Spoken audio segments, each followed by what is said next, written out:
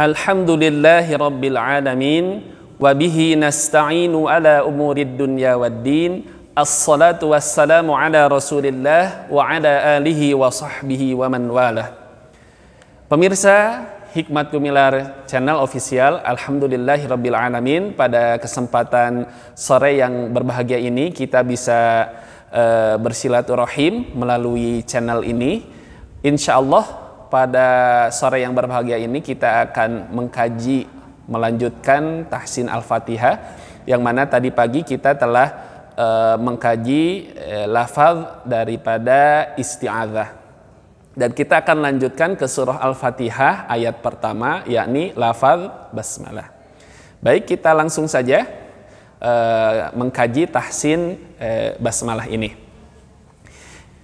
Huruf pertama pada lafaz basmalah ini yakni huruf ba. Ya, huruf ba ini adalah berharokat kasroh. Maka ketika kasroh ditarik rahangnya ke bawah dan dia harus jelas bi. Awas jangan bi jelas i. Bedakan dengan yang 1 2 jelas bi, harus jelas.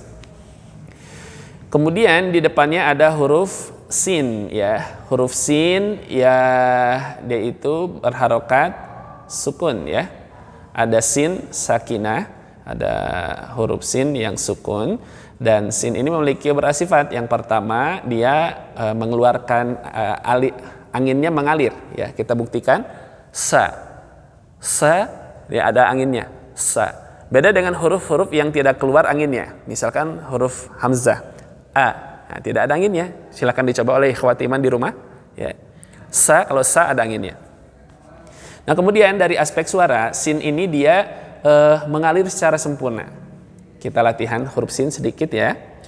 As, is, us. Nah, itu mengalir. Jadi kalau segini belum. As, is, as, is, us, itu kurang. As, is, us. Nah, gitu. Nah, berapa lama panjangnya dari masyayikh yang kami talaki kepada mereka, itu durasi rokhawah itu tidak menabrak atau tidak lebih dari durasi mad, ya, yang 2 harokat, tidak lebih dari durasi mad yang 2 harokat.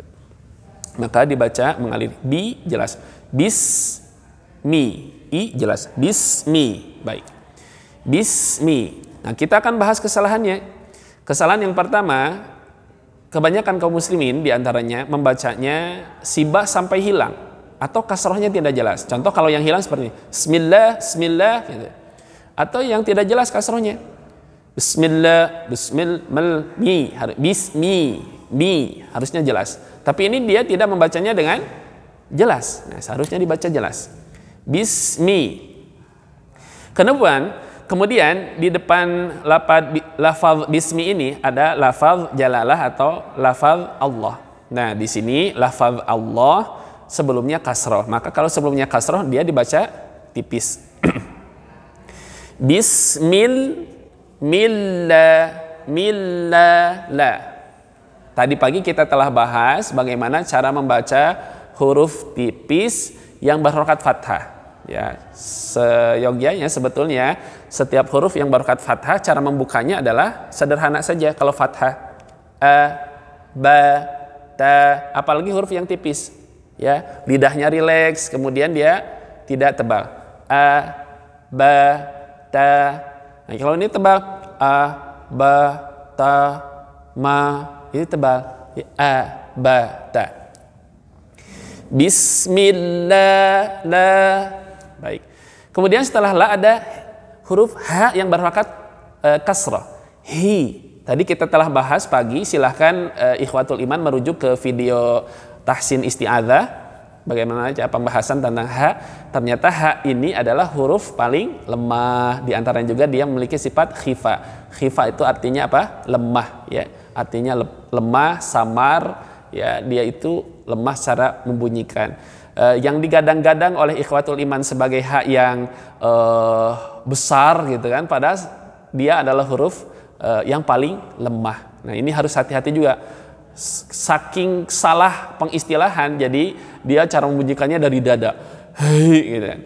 Tapi hei di tenggorokan paling bawah, hei, hei, dan kemudian mengalir udara, hei, hei. Baik, kita contohkan. Bismillahi, Bismillahi, Bismillahi, Bismillahi, hi. Baik.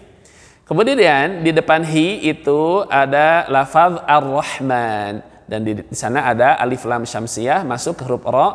Nah, huruf ro di sini dibacanya tebal. Untuk pembahasan ro tebal ini harus ada pembahasan khusus. Kemudian saya langsung saja cara bacanya, membaca huruf ro tebal ini bagaimana yang sebelumnya ada lafaz bismillahi. Baik. Nah, kalau tebal, ikhwatul iman, perlu diketahui tebal itu hubungannya bukan dengan mulut monyong. Nanti ada istilah kuat, ada istilah tebal, ada istilah berat. Nah, ini harus dibedakan. Kami tidak akan dulu membahasnya, gitu ya. Jadi intinya tebal itu tidak berhubungan dengan mulut, ya, menggerakkan mulut.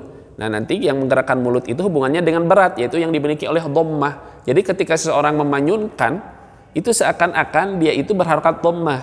Oleh karena itu, karena ini tidak berharokat dhammah, maka tidak perlu dimajukan. Coba dibacanya tidak hiru, tapi hiru, naik pangkal lidahnya, hiru. Dan kemudian ro ini punya takrir atau bergetar. Ya, tadi pembahasan takrir telah dibahas di tahsin isti'adzah. Sekali lagi silakan merujuk ke video kami tentang tahsin isti'adzah. Hiru. Jadi bukan hirrahman tapi hirrahma. Jadi ngalir dulu, bergetar dulu. Hiru. Tadinya cara membaca takrir itu hir kasar, tapi itu tidak boleh. Wa akhfi takririn, takrirnya itu harus dilembutkan ketika takrir, apalagi ketika bertasdid. Maka dibacanya hir, ya, hir. Baik. Bismillahir, Bismillahir, Bismillahir. Nah, itu. Kemudian lanjut ke ro, di depannya ada ha. Ha ini dia hamas, anginnya keluar, kemudian membaca si suaranya mengalir dengan sempurna. Kita latihan dulu. Ah, ih, ah, ih, Nah, mengalir dia. Jadi dibacanya Bismillahirrahmanirrahim. Ya, roh. Roh, enggak roh, tapi roh. Balikan ke posisi hak ketika sebut. Ah, bah, tah, jah, roh, roh, roh, roh. Baik. Kemudian ma, tipis, ma. Kemudian ni, nanti jelas ni. Kita satukan. Bismillahirrahmani, Bismillahirrahmani, Bismillahirrahmani, Bismillahirrahmani, Bismillahirrahmani. Gitu. Ni masuk lagi ke ro yang ini juga tidak tebal. Kita tanda kutipnya adalah di takrirnya saja ya. Niru, enggak niru, enggak. Niru, cukup mengangkat. Niru. Bismillahirrahmanirrahim. Hi, jelas. Ar-Rahim, dan kemudian udaranya mengalir, suaranya mengalir. Ar-Rahim. Hi. Jadi jangan jahar juga. Ini salah. Ha yang salah begini. Ar-Rahim. Ar-Rahim ada udaranya, ya, suaranya pun mengalir. Ar-Rahim. Kemudian him itu mad arid lisukun. Mad arid lisukun adalah ketika huruf mad, ya, huruf hijaiyah berharokat fathah menghadapi alif, itu mad kan ya. Kemudian kasroh menghadapi ya sakinah, kemudian dhammah menghadapi waw sakinah. Artinya huruf-huruf yang mad yang dibaca panjang kemudian bertemu dengan huruf yang disukunkan. Jadi dia enggak, sukunnya bukan asli, tapi sukunnya disebabkan waqaf, ya, sukunnya waqaf. Maka karena sukunnya diwaqaf bukan sukun asli, maka disebut arid. Mad arid artinya mad yang bertemu dengan sukun yang tidak asli. Nah, cara membacanya adalah pilihannya 2, 4, 6 harokat, ya. Kita pakai 6 aja biar lebih nyantai, ya. Jadi ar-rahim, ar-rahim, ar-rahim. Ya, itu cara membacanya 6 harokat. Tidak lebih dari 6 harokat, tidak ada harokat yang lebih dari 6. Baik, kita praktekkan saja. Bismillahirrahmanirrahim. Jelas. Tapi jangan him, kepanjangan. Dia tawassut pertengahan. An'am, an'amta, alhamdu, gitu. Jadi sedikit. Him harus jelas. Ya, harus jelas mimnya. Ulang lagi. Bismillahirrahmanirrahim. Sekali lagi. Bismillahirrahmanirrahim. Baik, itulah ikhwatul iman tahsin surah Al-Fatihah ayat pertama, yakni lafaz basmalah. Semoga kajian kali ini memberikan hal yang bermanfaat bagi kita semua, wabil khusus kepada kami dan juga ikhwatul iman yang berada di mana saja. Sekali lagi mudah-mudahan video ini juga bermanfaat dan silahkan ikhwatul iman men-share ya video ini, mudah-mudahan menjadi inspirasi bagi kaum muslimin untuk senantiasa memperbaiki bacaan Al-Qur'annya, senantiasa berusaha agar kemudian bacaan Al-Qur'annya sesuai dengan apa yang diajarkan oleh Rasulullah SAW.